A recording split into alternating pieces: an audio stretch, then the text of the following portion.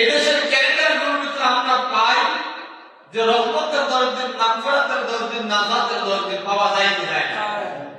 ইসলাম এটাকে ভাগ করে নাই, ইসলাম এটাকে টুকরো টুকরো করে নাই। মনে রাখবেন, গোটা রমজান মাস রহমতের, গোটা রমজান মাস নাজাতের, গোটা রমজান মাস মাগফিরাতের, কোনো সন্দেহ নাই।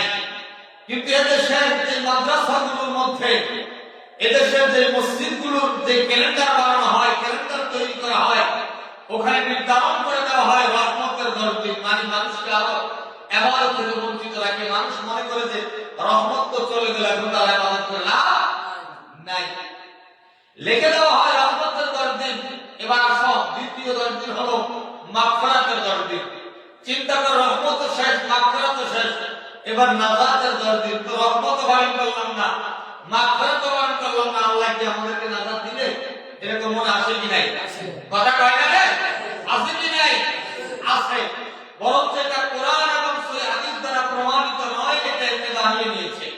এটা মানুষের রওয়াজ, প্রচলন, মানুষ এটাকে তৈরি করে নিয়েছে। রহমত, মাগফিরাত, নাজাত, এর দিকে মুসলমান বিশ্বাস করতে পারবে না। এজন্য আমাদের মনে রাখতে হবে, পুরা রমজান মাস হচ্ছে রহমত। কি মাস? রহমতের মাস।